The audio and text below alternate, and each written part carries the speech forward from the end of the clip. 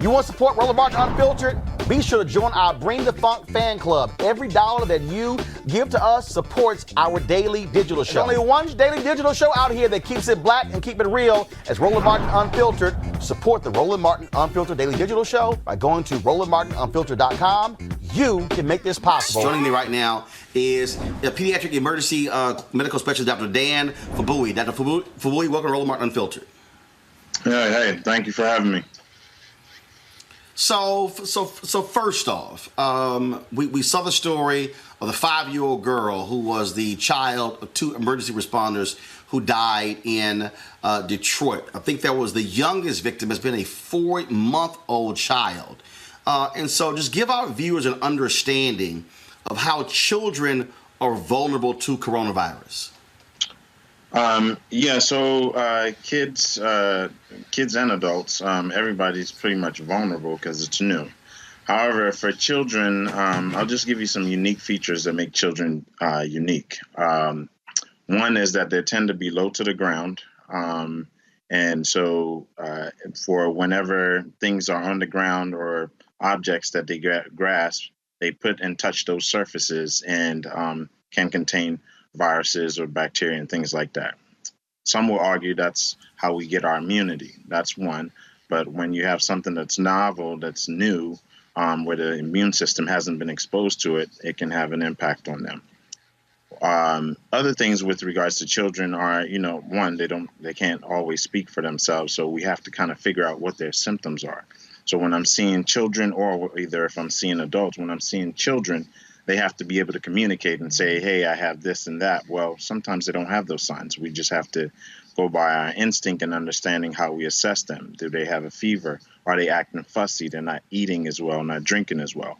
Children tend to breathe faster than normal adults do. So they can, by theory, you can say actually they probably inhale or ingest more air at the same time. So if you have more virus in their environment, they can probably inhale it more likely or get exposed to it more likely than an adult would because they breathe a little bit faster.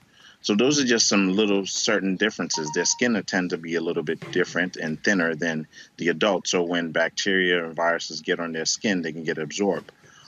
In this case, this is a respiratory virus. So I think their respiratory rate will probably make a big difference in terms of how fast they breathe. So those are some of the just physiologic differences. But the other things are that kids tend to be actually reservoirs. So they tend to actually be the agent of spread. So the impact on them hasn't really been felt as much, which we're very fortunate for. But unfortunately, we've lost also some kids. And the fact that when the schools were canceled, schools were closed early on, that I think had a significant impact. Only data will show that as we get into the fall and start to see if kids go back to school and start to congregate. If that happens, that may be another issue that may affect the second wave or third wave, depending on who you read and who you're talking to. But yeah, so those are some of the impacts that may affect them. This is a graphic that was sent to us by Dr. Ebony Hilton, and she was on the show on Friday. And so this is called COVID-19 for kids. And so she sent to us because she said it's how to have conversation tips about COVID-19 for each grade level. And then what she details here, again, for elementary school students, middle school students, and high school students, and how we should be walking them through. One of the things, as you were talking, I was looking at these emotional red flags here, where she lays out regressive behavior, clinging to parents, irritability, aggressiveness, clinginess, also among adolescents, sleeping, eating disturbances, agitation, physical complaints. And so this is information that we really need in order to communicate with children. And I think too often we keep talking about adults, Doc, but we got to keep in mind we have to be having regular conversations with what's happening with this pandemic with children. Yes, I totally agree. And you have to be very candid with them. You don't have to be graphic, but I think you have to have a real one-on-one conversation. Kids are smarter than we give them credit for. And depending on their development age, that is totally correct. You have to address them on their needs. So the younger ones may just be behavioral abnormalities that you may see. With the older kind of preschool populations, they may just have somatic complaints, meaning their body complaints, stomach aches, body aches, lack of appetite. They may obsess or even have sleeping problems. Same thing as you get into the older population between those ages of 5 and 8. And up until 10, where you may start to see some behavioral changes. They may even have some sibling rivalries with their siblings where they're treating them not so nice. There's a fear. They miss their friends, so they may be upset or anxious. And if they're watching what's on TV, also as you're stressing, they also feed off your stress or anxiety. So I think those things need to be addressed. For the adolescents and teens, they tend to feel invulnerable, and sometimes they can also be numb to it all.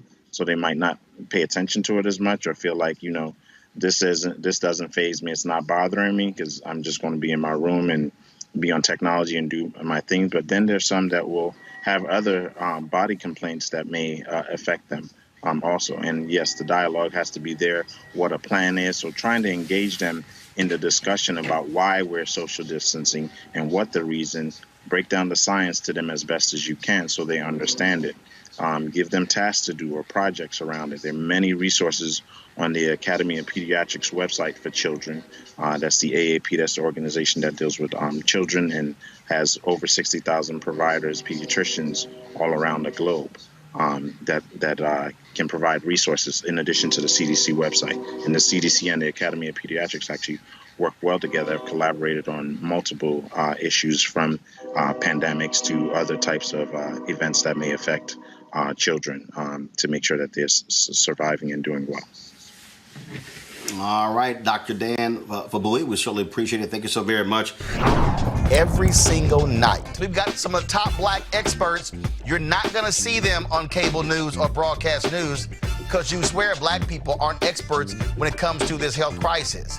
That's why we have this show and why we do what we do every day on Roland Martin Unfiltered. Joining us right now is retired General Russell Honoré, the nation's first black Surgeon General, Dr. Joycelyn Elders. John Hope Bryant, he's the founder of Operation Hope. Senator Kamala Harris of California, Dr. Cedrina Calder, retired General Lloyd Austin, Congresswoman Karen Bass, Commissioner Omari Hardick, Bureau President in Brooklyn, Eric Adams, Dr. Joseph Graves, America's Wealth Coach, Deborah Owens, Dr. Corey Abear, Patel Salt, Howard University student, Pastor Jamal Bryant, Dr. Christy McDowell, Benja Ajilore, senior economist at the Center for American Progress, Gilda Daniels, again, author of the book, The Crisis of Voter Suppression in America. 4 stars, General Kip Ward. Dr. Oliver Brooks is president of the National Medical Association, president of the American Medical Association, Dr. Patrice Harris. Joby Benjamin, Dr. Alexia Gaffney, infectious disease specialist, Dr. Georges Benjamin, executive director of the American Public Health Association, Malcolm Nance, family medicine physician, Dr. Jen Caudle, Dr. Tashaka Cunningham, a molecular biologist, Kat Stafford. She's a national race and ethnicity reporter for the Associated Press. Dr. Wayne A.I. Frederick, who is the president of Howard University, Congresswoman Yvette Clarke from the state of New York, William Spriggs, AFL-CIO economist, Andrea James, executive director of the National Council for Incarcerated and Formerly Incarcerated Women and Girls. All right, let's go to Capitol Hill. Congressman Gregory Meeks, Congresswoman Eddie Bernice Johnson of Texas, Congresswoman Barbara Lee, Minnesota Senator Amy Klobuchar, mental health clinician Jamie Singletary, Prince George's County State's Attorney Aisha Brayboy, as well as Dylan Hayrie, ACLU Justice Division strategist. Dr. Cindy Duke, she's a virologist. Principal Steve Perry of Capitol Prep. Health and wellness specialist Dr. Yolandra Hancock. Desmond Meade, president of the Florida Rights Restoration Coalition. Cliff Albright, who is the co-founder of Black Voters Matter. Michael Harriet with The Root. Mina McWhorter, founder of Love by the Hand. Dr. Julianne Malveaux, economist, president, Emerita Bennett College. Coroner Michael Fowler is the mayor of Atlanta. Keisha Lance Bottoms, mental health therapist Suzette Clark. Justin Gibney, attorney and political strategist, and Bishop Vincent Matthews Jr. Dr. Suzette McKinney, CEO and executive director of the Illinois Medical District. Dr. Leon Madugal, president-elect of the National Medical Association. Jana Bailey, mayor of Moss Point, Mississippi. Mario King. We're going to keep driving this thing to make sure our people are fully aware, safe, protected from coronavirus. You're getting the top medical experts, the top business experts, top political experts, top religious experts, because that's why we do what we do. Unapologetically and unfiltered. Ain't nobody else in the black media space doing what we do. Watch Roland Martin Unfiltered daily at 6 p.m. Eastern on YouTube, Facebook, or Periscope. or go to RolandMartinUnfiltered.com. Support the Roland Martin Unfiltered Daily Digital Show by going to RolandMartinUnfiltered.com.